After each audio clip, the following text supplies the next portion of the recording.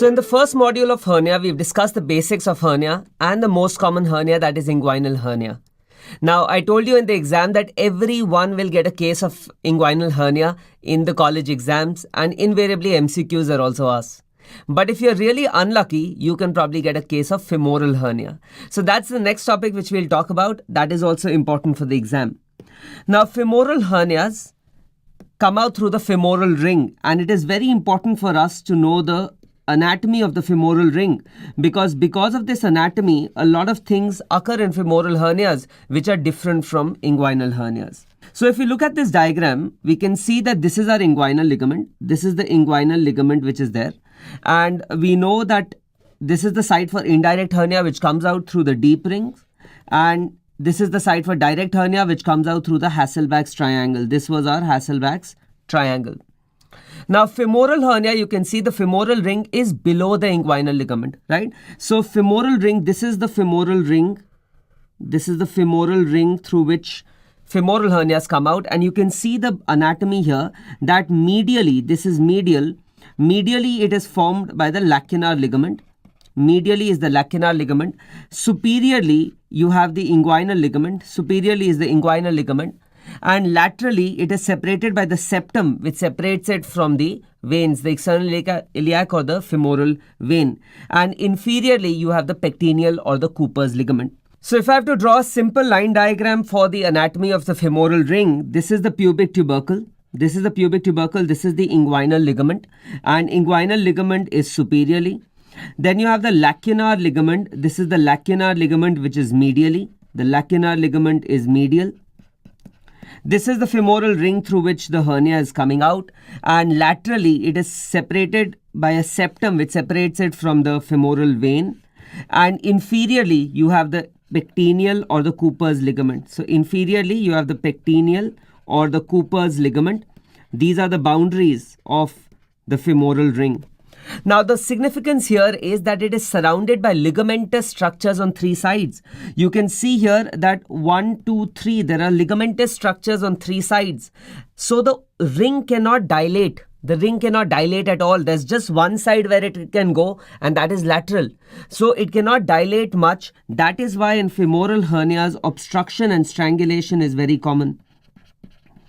Because the ring cannot dilate, obstruction and strangulation are very common in femoral hernias. In fact, you can even see Richter's hernias. So I'll tell you what Richter's hernias are in this module later on. Richter's hernias can also be seen with femoral hernias. So that was the significance of knowing the anatomy. Another point which I want you to know, that one question which the examiner invariably asks you is, how do you differentiate a femoral hernia from an inguinal hernia? And I've covered this point in the case discussion for an inguinoscrotal swelling, which is the next module. So there I've told you that we examine the patient in the standing position. And in the standing position, femoral hernias, always remember that femoral hernias will be below and lateral to pubic tubercle. Will be below and lateral to pubic tubercle. So pubic tubercle is the landmark, and femoral hernias will be below the pubic tubercle, whereas inguinal hernias will be above the pubic tubercle. Inguinal hernias are coming out from here. You can see here. If you look at this diagram, you can see that this is the pubic tubercle. Inguinal hernias are coming from above the pubic tubercle. Okay, whereas femoral hernia is coming below the pubic tubercle. So that is the main point of difference between inguinal and femoral hernias, and this you can only make out when you examine the patient in the standing position. So femoral hernias are more common in females, and that too elderly females. Now, how will the patient present? The clinical features: the patient is going to come with a swelling or a bulge. And like I told you, this bulge will be below the inguinal ligament or below the pubic tubercle. And that is how we differentiate it from an inguinal hernia. Now, obstruction and strangulation are also common in these patients. Now, when there is a bulge in the region of the thigh, there can be other differential diagnoses as well. When we are considering a femoral hernia, what are the differential diagnoses? So, inguinal hernia, I've already told you how to differentiate them. It can be a psoas abscess. And psoas abscess, you can get cross fluctuation, and you will also see that the patient is keeping his thigh in the flexed position because it is pressing over the psoas muscle. It can be an inguinal lymph node, and it can be a saphena varix. Saphena varix is the dilated terminal end. This is the dilated terminal end of the great saphenous vein. And this can also have a cuff impulse or a cuff thrill. So sometimes it becomes very difficult to differentiate between saphena varix and a femoral hernia, which can also have a cuff impulse. Another differential diagnosis can be a lipoma in the region of the thigh. So these are the differential diagnoses. Specifically, you should know when you're giving the viva, the examiner can ask you what are the other differential diagnoses of a femoral hernia. Now, once we've diagnosed a femoral hernia, we need to manage these patients. And these patients are prone to obstruction and strangulation, so the management has to be swift. Now, this can either be open hernioplasty or it can be laparoscopic hernioplasty. Right, open or laparoscopic hernioplasty. Preferred these days is laparoscopic hernioplasty. If you remember in the first module, I spoke about the myopectineal orifice of Frouchard. Correct. So that myopectineal orifice of Frouchard was making up the defects of inguinal, femoral and obturator hernias. So whenever we do a laparoscopic repair, we like to place a mesh over that myopectineal orifice so that it can even take care of femoral hernias. Now, if we have to do open repairs, we can either do a low approach or we can do a high approach. Low approach and high approach means low approach is when we go below the inguinal ligament. When we go below the inguinal ligament and we approach the hernia. And high approach is when we go above the inguinal ligament and we approach the hernia. Example of low approach is Lockwood, and this repair is usually done in patients with uncomplicated hernias. This is usually done in patients with uncomplicated femoral hernias. Whereas the high approach, the example is McEvedy's repair, and this is usually done for obstructed or strangulated hernias. This is done for obstructed or strangulated hernias. Another approach is the Lothuysen approach. That can also be done, but commonly these days what we are carrying out is the laparoscopic approach. Now, there are certain special types of femoral hernias which you should know about. You can have Logia's hernia. Logia's hernia is when the femoral hernia comes out, through the lacunar ligament. When femoral hernia comes out through the lacunar ligament, and this has a very high rate of strangulation. Very high rate of strangulation with Logia's hernia.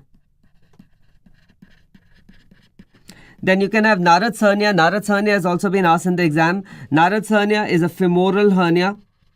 It is a femoral hernia seen in patients with congenital dislocation of the hip.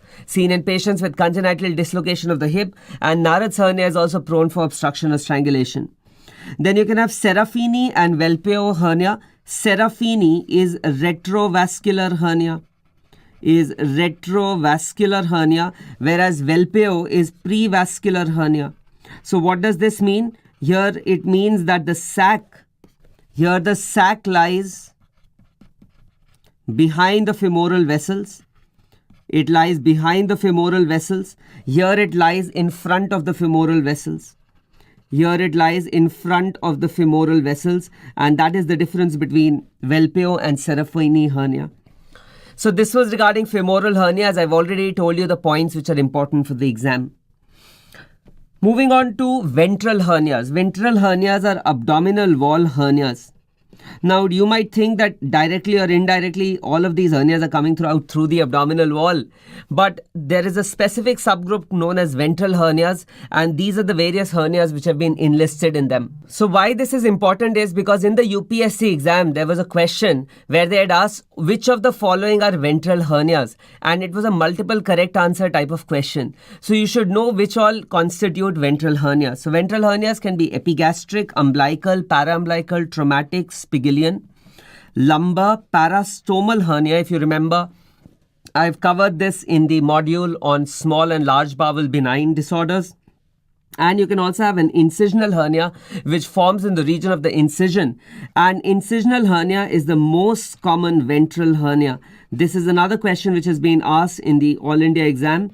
The most common overall hernia was indirect inguinal hernia, but the most common ventral or abdominal wall hernia is an incisional hernia.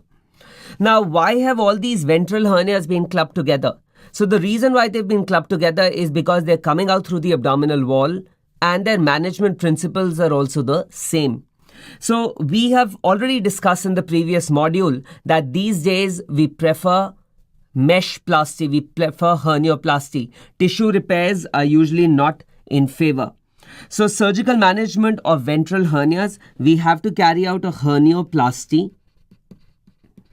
We have to carry out hernioplasty. Tissue repairs have a high recurrence rate, and hernioplasty can either be done via the open method or it can be done via the laparoscopic method, right? So depending on where we place the hernial mesh, there are various types of repairs which are associated with ventral hernias, and this is a very important question for the exam. So you should know that this is our rectus sheath. Okay, this is the anterior rectus sheath which is there. This is the anterior rectus sheath which is there. Now you can see here that if the mesh is placed above the anterior rectus sheath, okay, so if it is placed between the skin subcutaneous tissue and the anterior rectus sheath, if we place it above the anterior rectus sheath, we call it the onlay repair. This has been asked. If we merge it with the anterior rectus sheath at the same level as the anterior rectus sheath, then it is called as an inlay repair. Now, retromuscular means if we place it behind the muscle, place it behind the rectus muscle, then we call it retromuscular. Preperitoneal, name itself is saying preperitoneal space. That means between the peritoneum and the sheath. This is also known as sublay repair. And finally, you can place the mesh intraperitoneally, right? Intraperitoneal placement of mesh, this is called IPOM. This is intraperitoneal placement of mesh. IPOM is intraperitoneal placement of mesh. And whenever we are doing the repair laparoscopically, we are usually doing an IPOM only. Now, if you remember the first module where I was talking about mesh materials, I told you that if I'm placing the mesh intraperitoneally, the bowel can come and get adherent with the mesh. And if that happens, a fecal fistula can form, adhesions can form. So that is why if you're doing IPOM, we will use a specific mesh which does not get stuck to bowel. And which was that mesh which I covered there? I told you we use PTFE meshes, right? We will use a PTFE mesh so that it does not become adherent with the bowel. So these are the various positions where the mesh can be placed, and this is an important question. It can even be asked as an image-based question in the exam. So this is the repair which is done for all the types of ventral hernias. Now, before we move forward, I want you to watch a video of IPOM where I will demonstrate to you what exactly is done in intraperitoneal placement of mesh. This is IPOM video. This is for Hernia 2 module, IPOM operative video. So this was a patient with a ventral hernia and the surgeon was doing IPOM. The surgeon who shared this is Dr. Sakshi's husband, the Obs-Gynae faculty. He's a very good laparoscopic surgeon. So sir was kind enough to share this video. And you can see that he's first from inside, he's pulling down the contents of the hernia, right? So he's pulling down the contents of the hernia. And now he's going to show us the defect which is there, the ventral hernia defect which is there. He's going to dissect that and then the mesh would be placed, right? So IPOM is intraperitoneal placement of the mesh. So all the dissection is happening from inside, and now you can see that the defect which is there and the contents, the preperitoneal fat would become visible now. Right, so that is the defect. You can see the defect through which the sac has gone up. And as he dissects, you would see the contents of the hernial sac coming down. That is the preperitoneal fat, and you'll see a large globule of fat which comes down when the further dissection takes place. there, that now that fat globule will start coming down, the preperitoneal fat which had herniated through, that there you can see the preperitoneal fat coming down, and you will see the defect. That is the defect through which the hernia had gone up. So after identifying the defect, the mesh is going to be put inside, and the mesh should cover all around the defect. If you remember your hernia 1 module, I've already told you that the mesh should overlap at least 4 to 5 centimeters all across the defect, because the mesh is going to undergo shrinkage as well. So this is the dissection which is taking place. And once it has been adequately dissected, then the mesh will be pushed inside. Now you can see the defect. Now this is the mesh which has been put inside. I told you we use a PTFE mesh because we are placing it intraperitoneally. So I don't want the bowel to come and become adherent to this.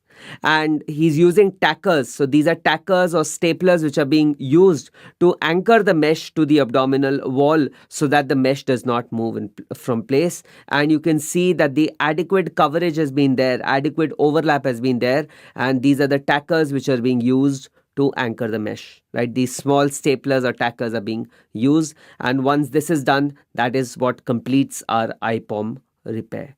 So now that we are clear about the surgical repair, let's talk about the individual ventral hernias. I told you incisional hernias are the most common ventral hernias. These are the most common ventral hernias, and they will be formed in the region of an incision, right? So whenever you examine a patient and there is an incision there, then your mind should always go towards an incisional hernia. And this usually happens when the rectus sheath, where you've repaired the rectus sheath, if that rectus sheath opens up, then it will form into an incisional hernia. So if there's a rectus sheath defect, then an incisional hernia will form after surgery. This is seen in almost 30 to 50% of open abdominal surgeries and 1 to 5% of laparoscopic surgeries. So the number is quite high, and it can become a very problematic situation to manage as well. So you can see here, this is an incisional hernia. You can see the incision and you can see the bulge which is occurring in the region of the incision. That is an incisional hernia. Now the management of incisional hernia. So usually these are wide defects, okay, and obstruction and strangulation is uncommon, but because of adhesions, obstruction and strangulation can occur. So because of adhesions, obstruction and strangulation can occur. The management is, of course, we have to carry out hernioplasty, and this can either be done via the open method or via the laparoscopic method. Laparoscopic, I told you, is IPOM, which is done. Now, I've already told you tissue repairs like Keel and De Silva repair are not preferred these days. So this is clearly written in Bailey and Sebastian that these tissue repairs, Keel and De Silva, where mesh is not being placed, have a high recurrence rate and are usually not done. One very important thing which I want you to know is the Ramirez component separation technique. And this is done for complex incisional hernias, right? This is done for complex incisional hernias where incisional hernia volume is more than 25% of abdominal volume. So here there is loss of domain, okay? More than 25% of the abdominal volume is made up by the incisional hernia. So the thing is that if I just push all those contents down and if I close the abdomen, what is going to happen? There's going to be loss of domain, and this will give rise to increased tension. And when there is increased tension, there can be recurrence of the hernia. There'll be increased recurrence rate. And also this can, if you too tightly close the abdomen, that can give rise to abdominal compartment syndrome.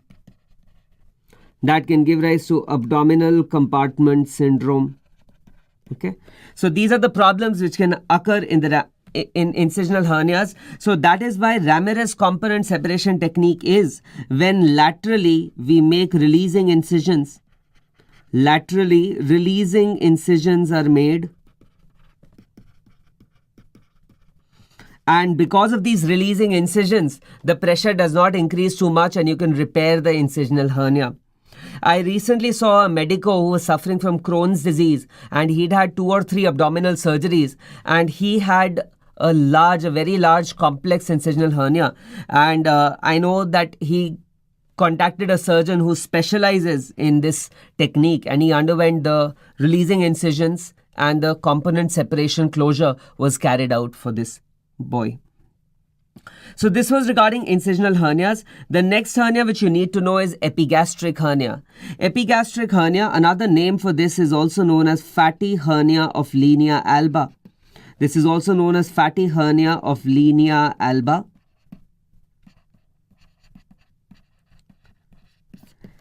And this is more common in males as compared to females, and it is seen in young fit males. It is seen in young fit males, and an epigastric hernia can occur anywhere between the xiphisternum till umbilicus. So anywhere between xiphisternal till umbilicus, you can have an epigastric hernia, and this can either be a single defect or multiple defects. Single defect versus multiple defects can be there. And because a lot of these patients have multiple defects, failure to localize multiple defects is the main cause of recurrence, in epigastric hernias. So this also you should know. This has also been asked. Failure to localize is the main cause of recurrence, and these are usually present in the midline or slightly away from the midline.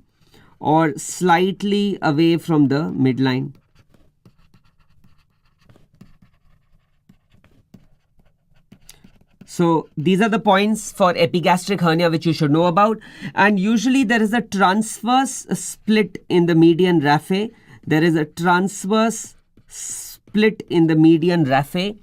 And because of this transverse split, the hernia comes out, and the most common content of the hernia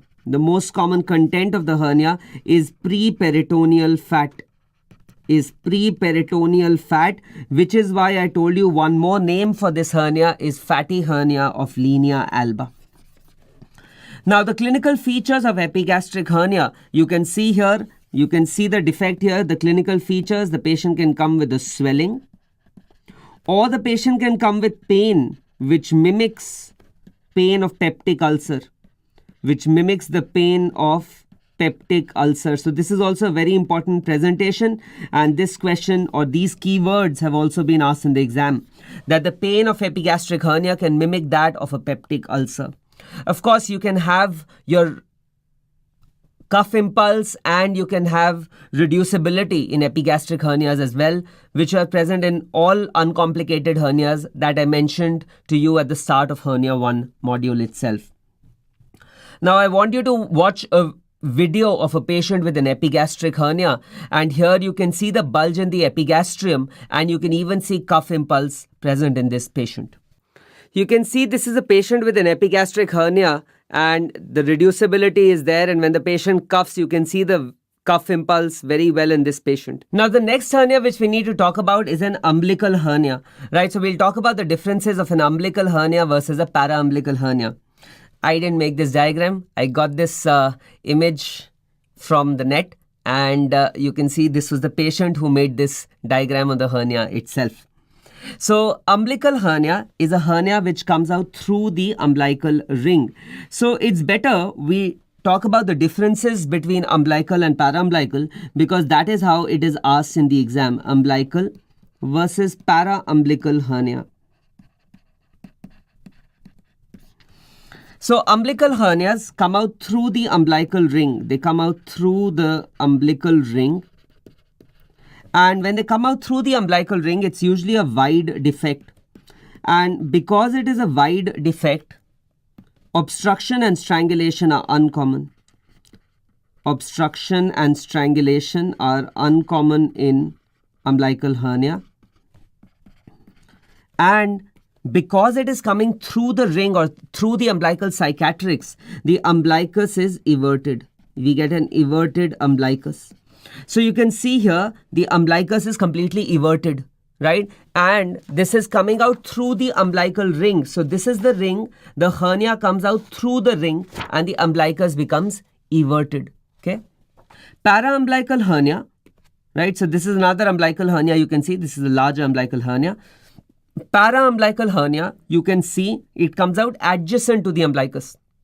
And it usually comes out on the right side and superiorly. So usually right and superior, it comes out adjacent to the umbilicus, and umbilicus just forms one of the boundaries of the defect. Okay. So what am I trying to tell you here? Umbilicus is just going to form one of the boundaries of the defect. So if this is the umbilicus, paraumbilical hernia will come out adjacent to it. This is the umbilical ring. Paraumbilical hernia is coming adjacent to it. That is a paraumbilical hernia. So let's note down the differences now. Now paraumbilical hernia will come out adjacent to the umbilicus, and usually I told you it is right upper side adjacent to umbilicus. It is a very narrow defect, and because it is a narrow defect, that is why umbilical hernias, there is a high rate of strangulation. There is a high rate of obstruction and strangulation.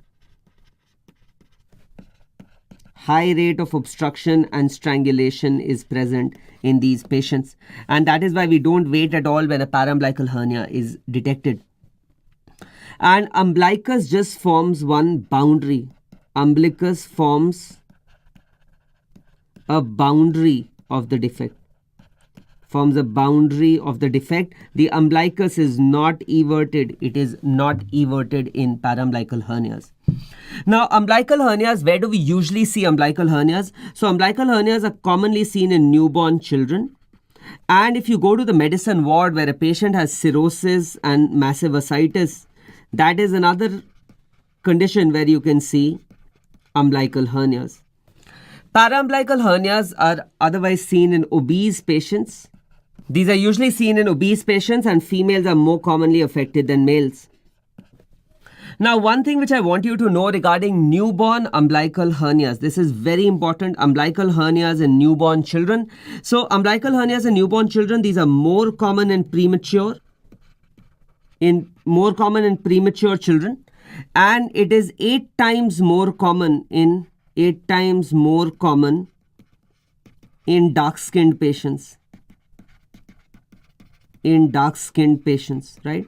Now, when a child is diagnosed with an umbilical hernia, what do we do? So, in umbilical hernias, what is done in a newborn is that conservative management is done for 2 to 3 years of age. So, conservative management is done for 2 to 3 years of age. So, you just leave the hernia for 2 to 3 years of age. In a lot of patients, this hernia subsides. I remember in earlier times, and this is also written in the Old Bailey, what they used to do was they used to put a coin there and they used to strap the hernia, right? They used to put a tight bandage there in anticipation that it will reduce. Now, whether you do that or you don't do that, majority of the umbilical hernias in children are going to spontaneously reduce or spontaneously close. If they don't close by 2 to 3 years, then surgery is done. Surgery after 2 to 3 years, and we have to carry out a mesh repair to reduce the chances of recurrence. Now, paraumbilical hernias, on the other hand, because there is a high rate of obstruction and strangulation,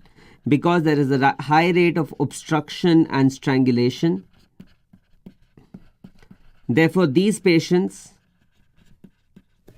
early surgery has to be done, early repair has to be done in these patients, and we don't wait. We will carry out an open or a laparoscopic hernioplasty in paraumbilical hernias.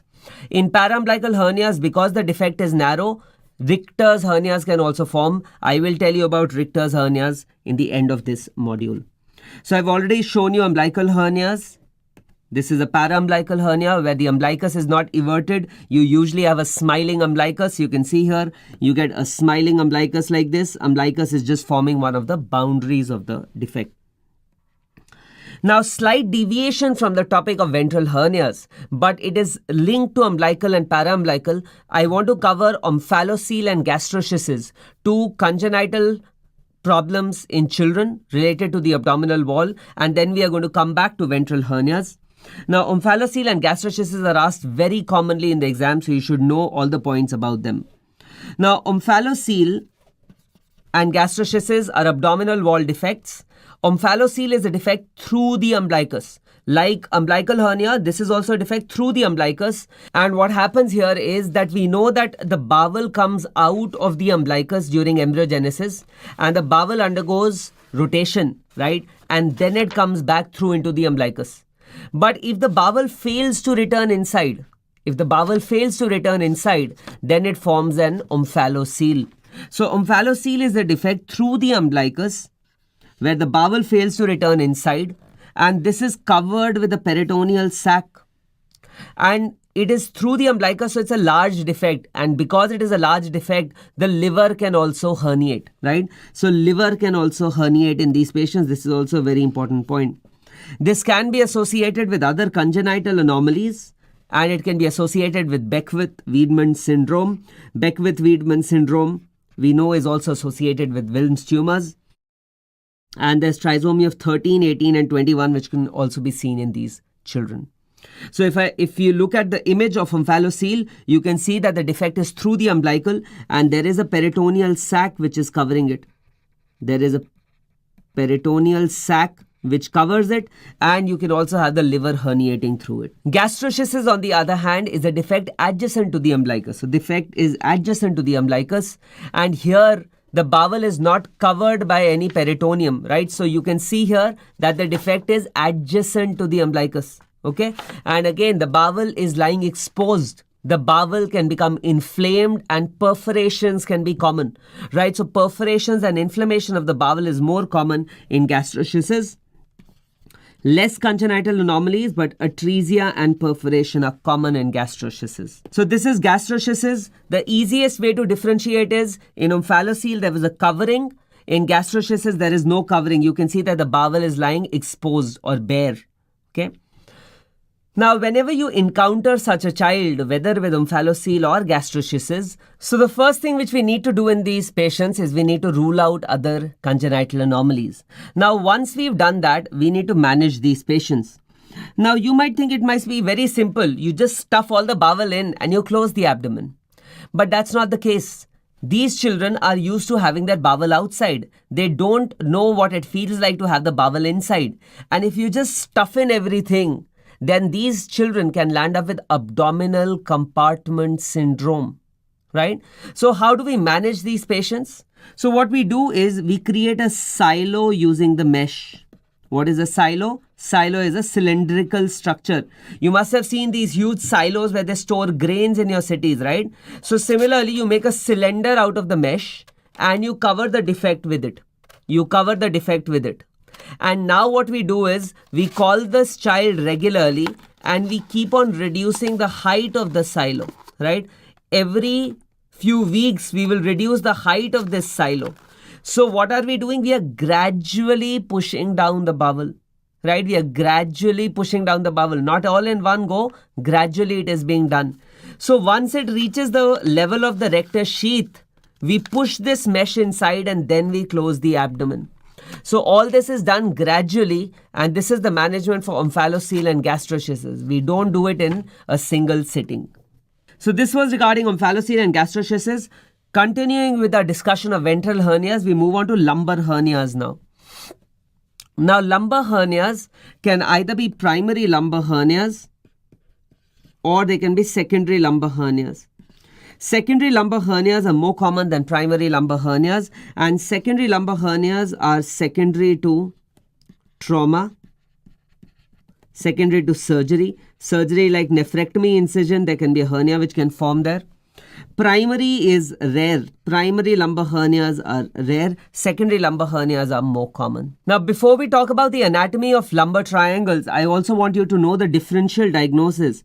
So, the differential diagnosis of lumbar hernias, you can either have a lipoma in this region or there can be pseudohernia. Pseudohernia, when can it form? Pseudohernia can form if there is injury to the subcostal nerve. If there is injury to subcostal nerve during renal surgery. So injury to the subcostal nerve during renal surgery, this will give rise to bulging of the muscle. This gives rise to bulging of the muscle, and that is known as a pseudohernia.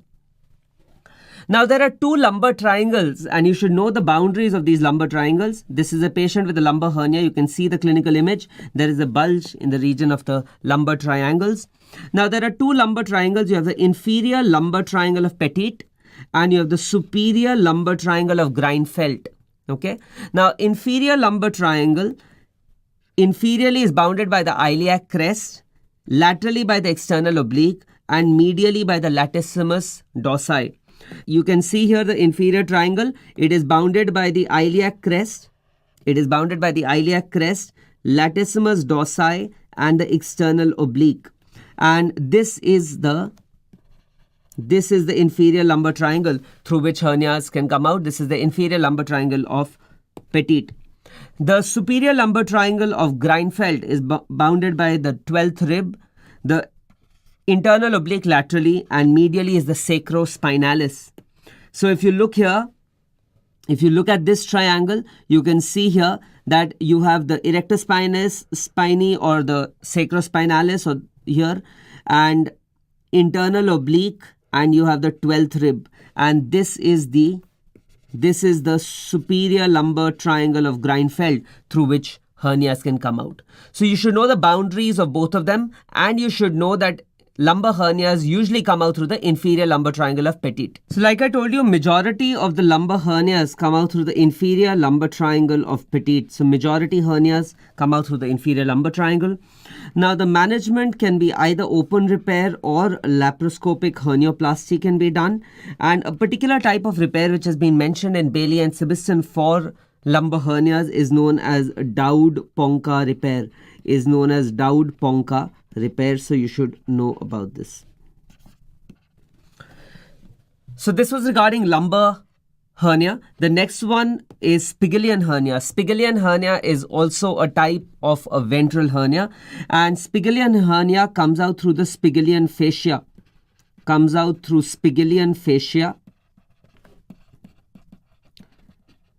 Spigelian fascia, and this Spigelian fascia is nothing but a modification of the fascia transversalis. It is a modification of the fascia transversalis, and this is also known as an intraparietal hernia. I'll just tell you in a minute why we call it intraparietal hernia. Now this Spigelian hernia, it usually comes out below the umbilicus. So the most common location is below the umbilicus, but above the arcuate line. So below umbilicus, above the arcuate line, and it is mostly along the outer border of rectus. Okay. Now what is the arcuate line? So you must have read in anatomy, the arcuate line is the midpoint between the umbilicus and the pubic symphysis. And below the arcuate line, there is no posterior rectus sheath. Right? There is no posterior rectus sheath below the arcuate line. So this hernia comes out just above the arcuate line but below the umbilicus. Now why do we call it intraparietal hernia? Now I want you to see here, this hernia when it comes out, you can see this is your external oblique muscle. This is the external, this is the internal, and this is the transversalis, right? So when this hernia comes out, you can see that the sac is lying in between the muscle layers. The sac is lying in between the muscle layers. It is lying at the outer border of rectus. This is the rectus.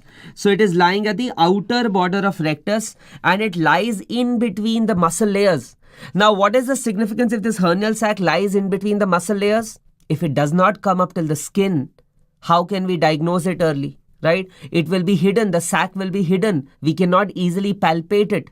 And that is why patients are usually detected when obstruction or strangulation occurs. Now this hernia in young children, this is a small defect. It is a small defect in young children, whereas in adults, it can be a large defect. It can be a large defect in adults. And like I told you that the hernial sac might not reach up till the skin. Hernial sac does not reach up till the skin. It remains in between the muscle layers. So this is detected late.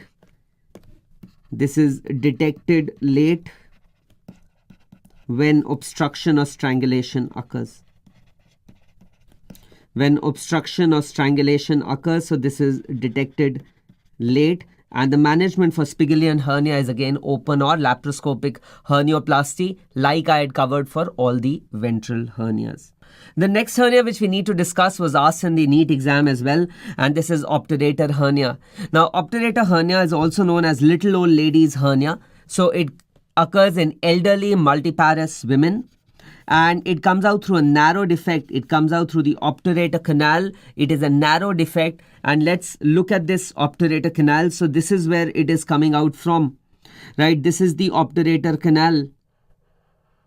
So it is a very narrow defect through which it comes out, and because it comes out through the narrow defect, there is high chances of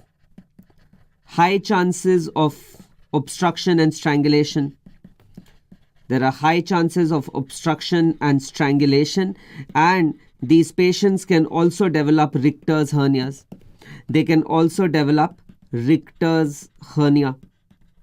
Richter's hernia we're just going to cover. After 2 topics, we'll talk about Richter's hernias. I've mentioned it at 3 places, and I'll tell you what Richter's hernias mean. Now, how does this patient present with an obturator hernia? That is also important for the exam. So the patient can present with features of bowel obstruction. The patient can come with pain. The patient usually keeps the hip flexed. So the hip is usually kept flexed. And there are 2 signs which are there which you should know for the exam. You have the Hoscheb-Romberg sign and the Hannington-Kiff sign. So the Hoscheb-Romberg sign is that abduction and medial rotation of the hip. Abduction and medial rotation of the hip. There is going to be shooting pain along the obturator nerve. There is shooting pain along the obturator nerve, and that is known as Hoscheb-Romberg sign, right? This Hoscheb-Romberg sign has been asked in the exam. Another sign is the Hannington-Kiff sign, that is the absence of adductor reflex in the presence of a positive patellar reflex, and this is due to obturator nerve compression. This occurs due to obturator nerve compression. Now, a swelling is usually not felt. Swelling is usually not felt because this area is covered by the pectineus muscle. So you usually don't feel a swelling, which is why this condition is usually detected late. So you need to do imaging to pick up obturator hernia, and the management of obturator hernia is usually laparoscopic repair. We carry out a laparoscopic hernioplasty. And remember, I told you about the myopectineal orifice of Frouchard. So one of the hernias which the myopectineal orifice of Frouchard also covers is the obturator hernia. So when we are placing a mesh properly, we are also taking care of an obturator hernia. Now, I had mentioned Richter's hernias multiple times, so let's talk about Richter's hernias. Now, in Richter's hernia, what happens? That there is a very narrow defect. There is a very narrow defect. Now, because there is a narrow defect, only a portion of the bowel wall herniates. Only a portion of bowel wall herniates. Okay. So when only a portion of bowel wall herniates, the rest of the bowel lumen still continuity is maintained. Continuity is maintained. So the patient will not have features of obstruction. What were the features of obstruction which we've been talking about? Vomiting, distension, obstipation, those won't be there. Here the continuity is maintained and only a small circumference of the bowel is herniated. So in fact, the early presentation of Richter's hernia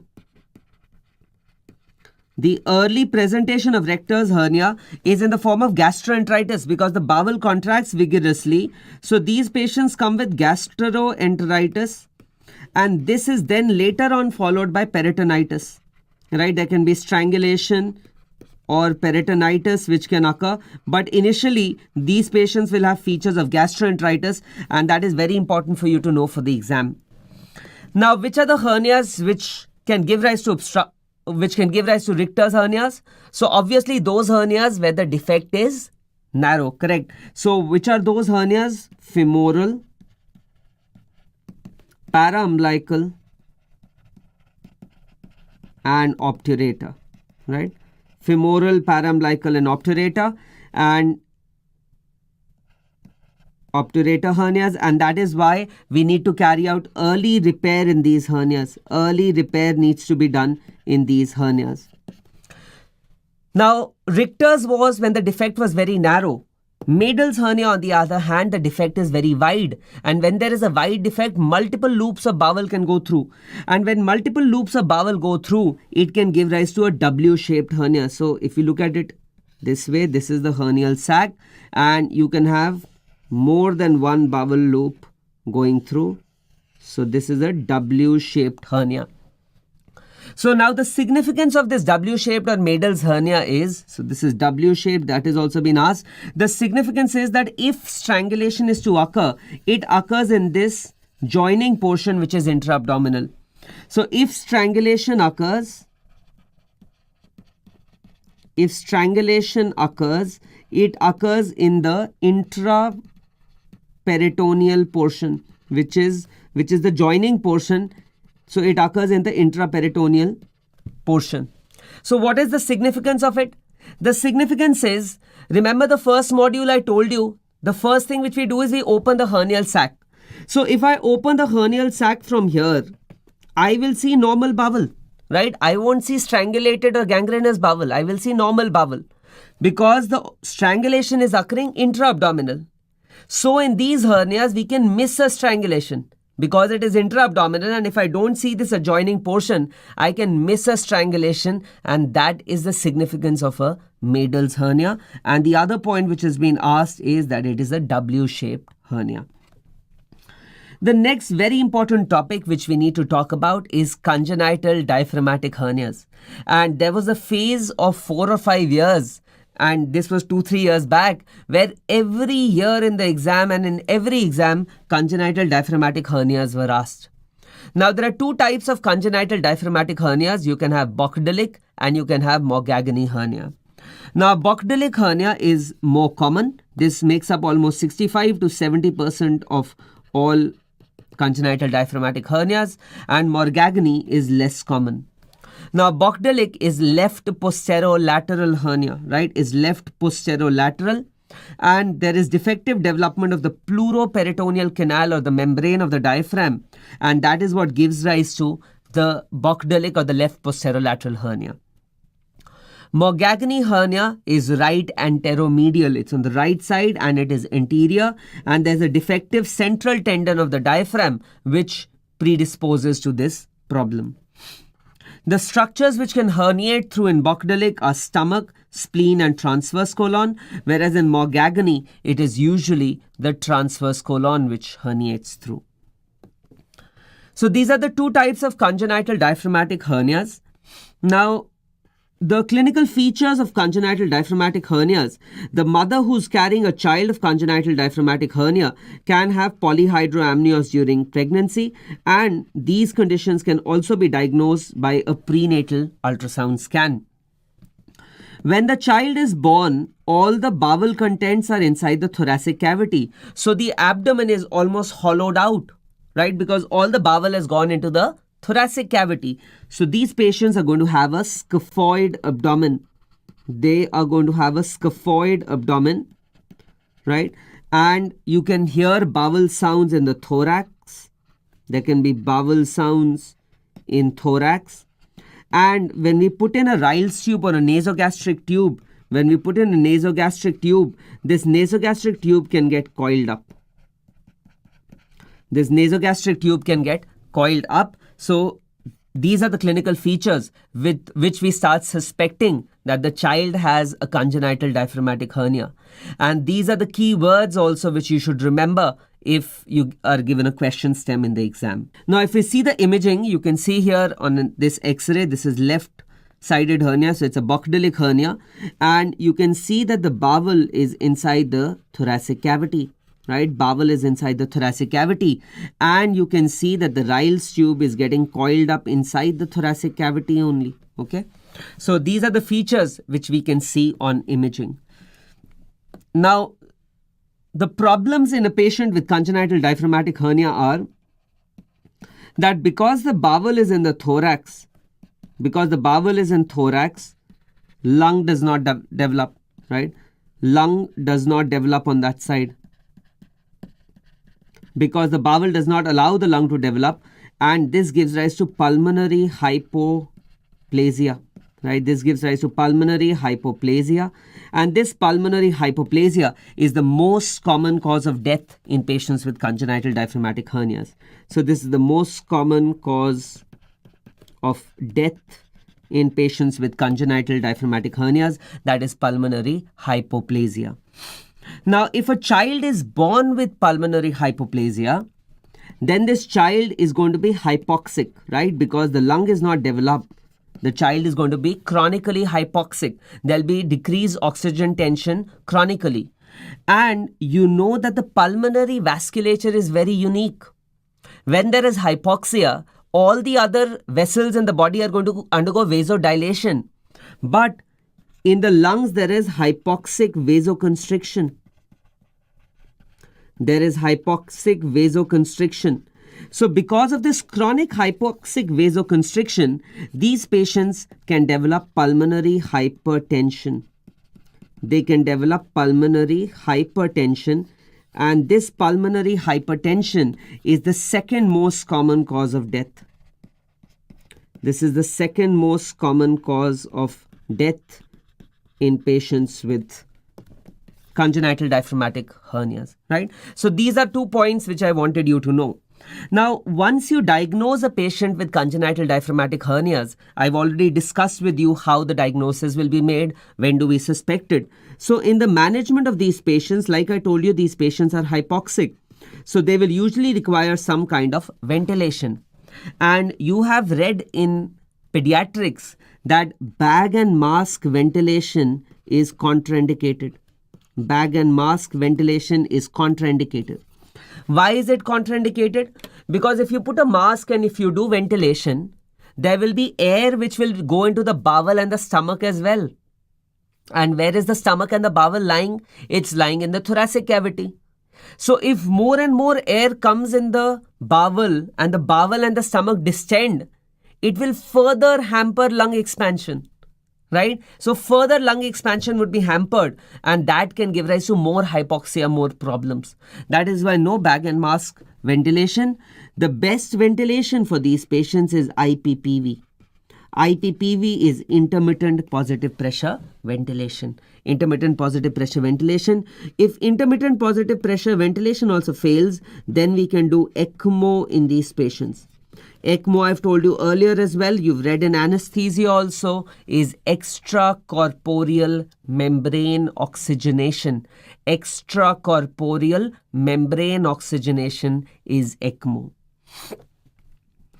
So this is how we manage the patient initially. We take care of the hypoxia. And one thing which has revolutionized the treatment of diaphragmatic hernias is inhaled nitrates. Inhaled nitrates have revolutionized the treatment because they can manage pulmonary hypertension. So management of pulmonary hypertension has become very good because of these inhaled nitrates. And this has also been asked in the super specialty exam. The management of these patients is of course surgery. And surgery, we have to put a mesh. We have to put a mesh. So we have to reduce the contents, then we have to repair the diaphragm with a mesh. And the incision over the diaphragm, so incision over the diaphragm, and this question has been asked. Mind you, I'm not saying incision over the skin, I'm saying incision over the diaphragm is a circumferential incision, and this has been asked twice in the AIIMS exam. So the incision over the diaphragm is a circumferential incision.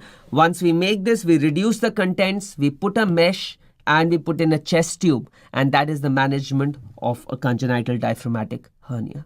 So the final type of hernias which I want to discuss, and they're not asked very frequently in your college exams, but sometimes MCQs are asked from it, are internal hernias. Right? So I've already spoken about Stemmer's and Peterson's hernia in the stomach 1 module, where I told you about Roux-en-Y gastrojejunostomy. I told you Stemmer's hernia is a hernia through the transverse mesocolon window.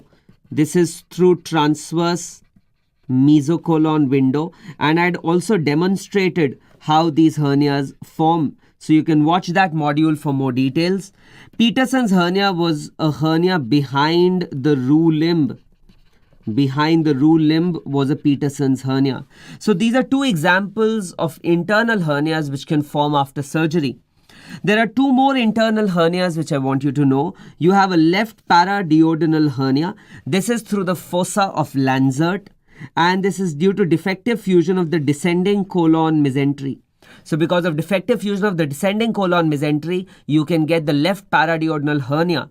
And descending colon is supplied by which vessels? The inferior mesenteric vessels. That is why this hernia lies behind the inferior mesenteric vessels.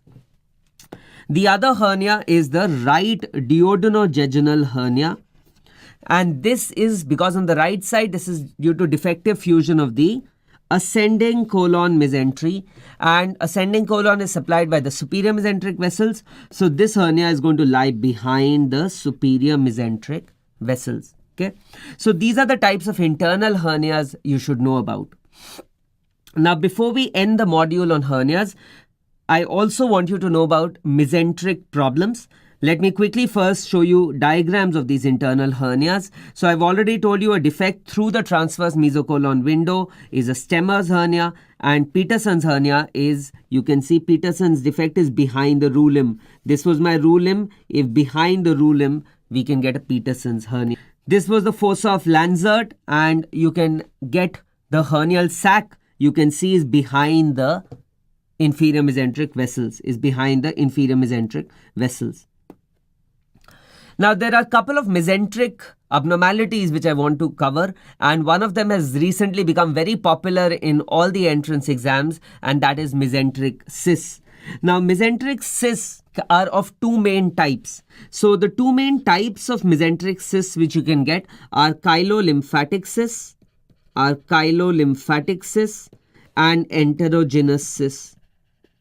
enterogenous cysts. So chylolymphatic cysts are the most common type of mesenteric cysts which are there, and these chylolymphatic cysts are nothing but sequestered lymphatic tissue. They are nothing but sequestered lymphatic tissue, and this sequestered lymphatic tissue is going to give rise to a cyst which has clear fluid. This cyst has clear fluid in it, and the blood supply, this is very important, the blood supply of chylolymphatic cysts is independent of the bowel.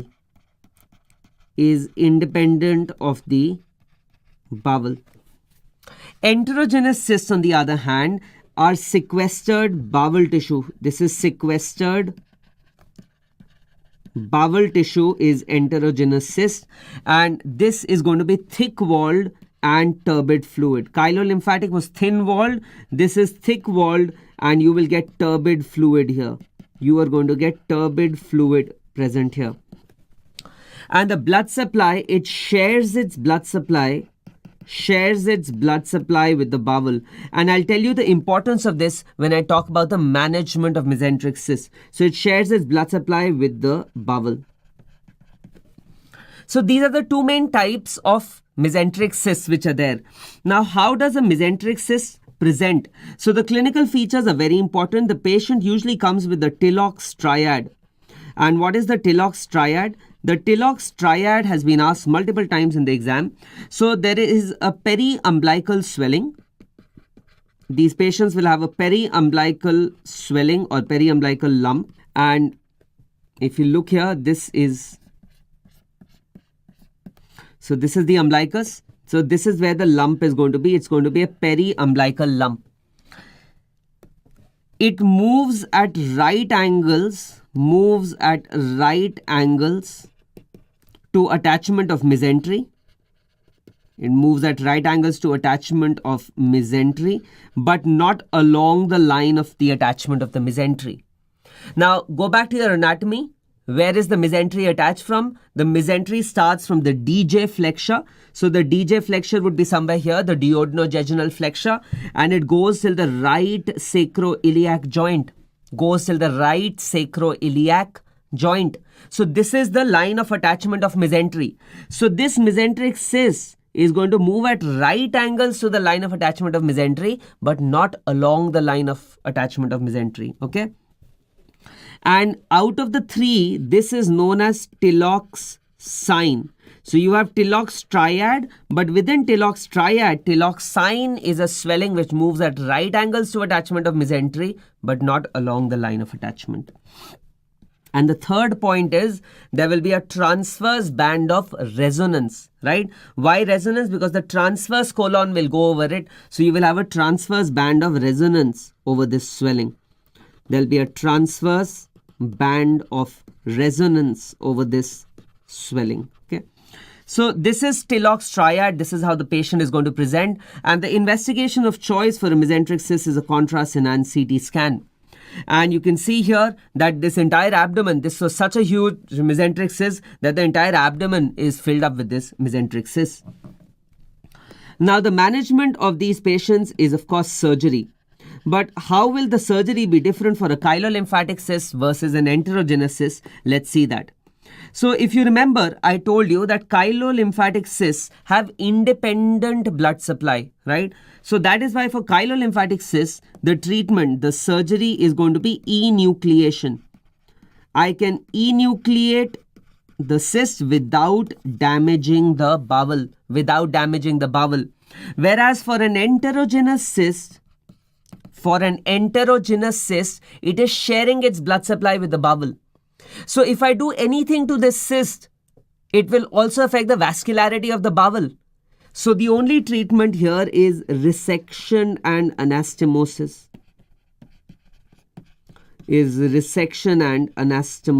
Right? So this is how the treatment of chylolymphatic cyst differs from that of enterogenous cyst, and mesenteric cyst is a very, very important topic for your exam.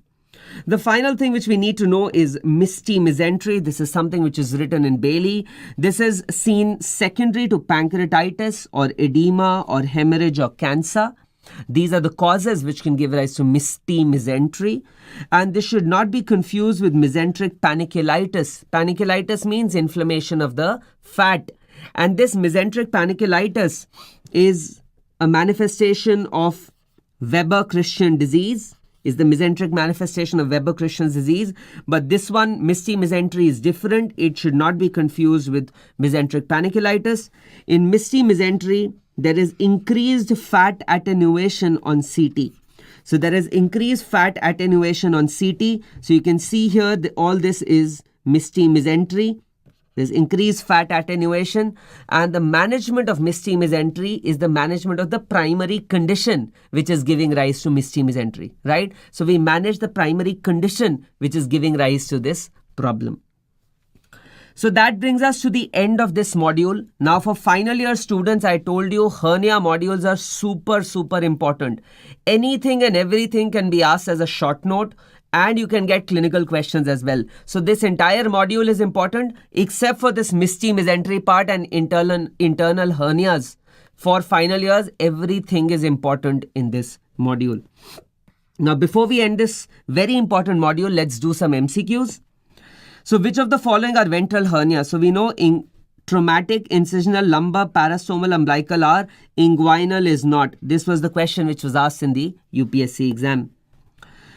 Which surgical repair has been depicted in this patient? They are asking about this repair where the mesh is placed inside the peritoneum. This is IPOM, intraperitoneal placement of mesh. I've told you this is a very important visual question. I've told you about onlay, inlay, sublay. So you should know about all these. Okay, this I've already discussed with you. True and false regarding omphalocele and gastroschisis. Omphalocele has a larger defect through which liver herniation can also be seen. This is true. Perforation and bowel inflammation is more common with gastroschisis. That is correct because there is no covering over the bowel. That is why perforation and bowel inflammation is more common. Gastroschisis can be associated with more congenital anomalies. This is false. It is more with omphalocele, and bowel is exposed in omphalocele. This is also false. Bowel is covered in omphalocele. Right? This we've discussed. This is gastroschisis. This is omphalocele. You can see the covering over it. This is omphalocele. So most are from inferior lumbar triangle of Petit, that is true. Most are acquired, most are secondary. Dowd-Ponka technique can be used for surgery, that is also true. And superior triangle of Greinfeld is bounded by 12th rib, internal oblique and sacrospinalis. This is also true. So all statements are true, and you can see this is your lumbar hernia, which can occur. A child has abdominal discomfort and breathlessness. X-ray shown below. What is the diagnosis? This we've already discussed. It's on the left side. This is Bochdelic hernia. This is Bochdelic hernia. Gastric volvulus, we have discussed in the stomach module. You can get Bocard's triad in gastric volvulus. Bocard's triad would be unproductive retching, epigastric pain and distension, and inability to pass a nasogastric tube. This question was recently asked in the INI-CET exam. Which of the following is not true regarding congenital diaphragmatic hernias? Transverse colon is the most common structure which herniates in morgagony. This is true. Pulmonary hypertension is the most important prognostic factor. False. It is pulmonary hypoplasia. It is pulmonary hypoplasia. Bag and mask ventilation is contraindicated. This is true. So circumferential incision around the diaphragm is made. This is also true. So that brings us to the end of this very important module on hernia. Both the hernia modules, hernia 1 and hernia 2, are very important. And I would also request all final years to watch the clinical case discussion of a hernia, which is the next module. Thank you.